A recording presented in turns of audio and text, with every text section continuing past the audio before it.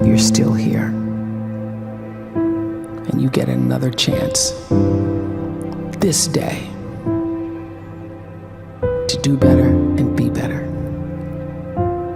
Another chance to become more of who you were created and what you were created to fulfill.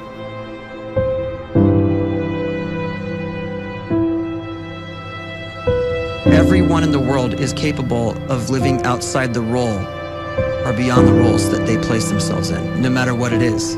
You're not just a dad, you're not just a banker, you're not just a brother or a son or a convict. It doesn't matter. Like, everyone is bigger, much bigger, infinitely bigger than the roles they place themselves in, and is capable of reaching potential greater than anything they could imagine.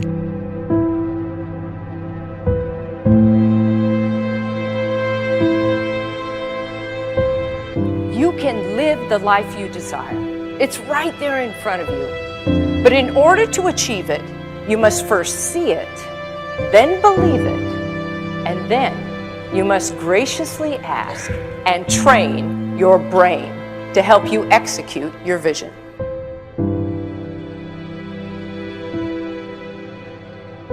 So when you start to focus and you delete distraction from your life, and you start to get seriously invested in doing one thing staggeringly well, and you practice that one thing over and over, a term to think about is mundanity.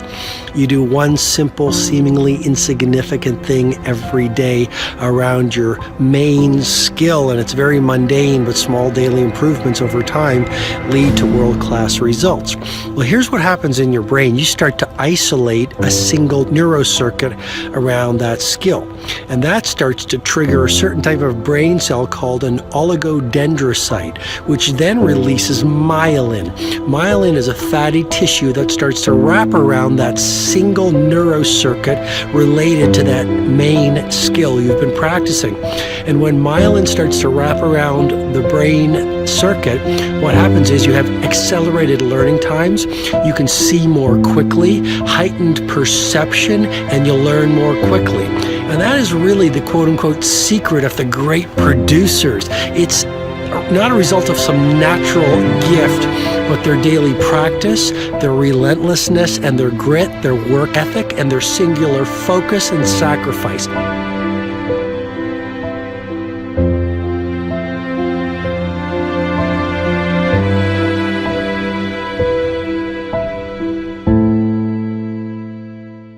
A great life is built not by revolution. A great life is built by evolution. Small and steady wins the race. What you do every day is far more important than what you do once every decade. I want you to really think about that idea. What you do every day is simply your life in miniature. And as you live every single day, so you're crafting your life. What you do over the next hours is really building your future. And if you can just get every single pocket of 24 hours right as best as we humanly can, the rest of our life is going to take care of itself. So small wins matter. The scripture says we will eat the fruit of our words. You are planting seeds when you talk. At some point, you're going to eat that fruit. My challenge is make sure you're planting the right kind of seeds. If you want apples, you have to sow apple seeds. If you want oranges, you can't plant cactus seeds, poison ivy seeds, mushroom seeds. You're going to reap fruit from the exact seeds that you've been sowing. In other words, you can't talk negative and expect to live a positive life. You can't talk defeat and expect to have victory. You can't talk lack, not enough, can't afford it, never get ahead, and expect to have abundance. If you have a poor mouth, you're going to have a poor life. If you don't like what you're seeing, start sowing some different seeds.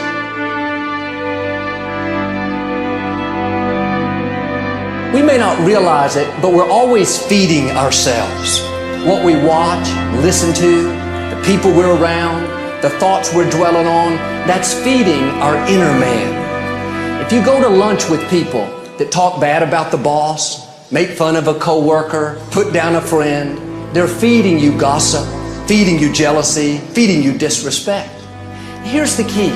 Whatever you feed is going to grow. You may not like what they're feeding you.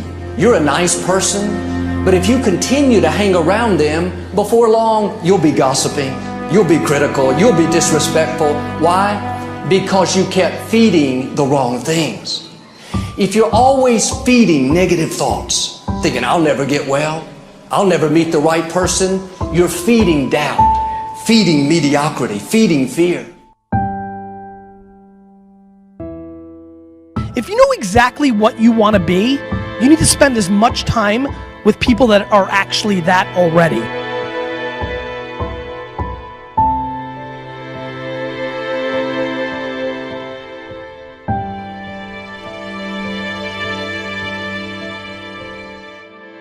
You cannot let a fear of failure, or a fear of comparison, or a fear of judgment stop you from doing what's going to make you great. You cannot succeed without this risk of failure.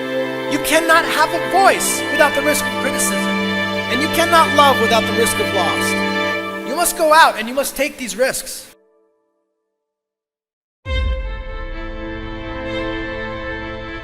You don't have the time to waste time, because time doesn't wait till you discover your purpose. If you don't know why you was born, time is still moving. And if you discover your purpose at 90 years old, it's too late.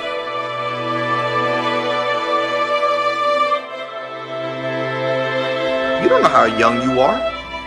What if you die in 2 years? You're pretty old right now. You got 2 years left. And if you're 50 years old and you're feeling discouraged, well, remember the advice about planting a tree. When's the best time to plant a tree? 20 years ago or today? So if you're 50 and you feel like life left you behind, well, get started right now. Better late than never. Better late than never. Don't think about time and age so much. It gets people distracted. When the whole world's distracted, you be focused.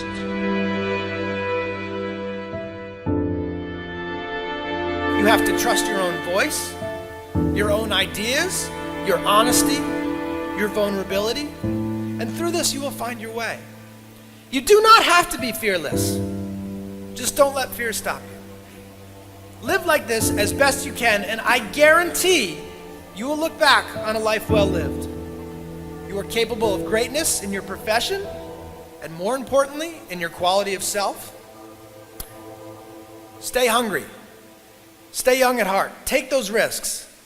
You are going to change the world around you in big ways and in small.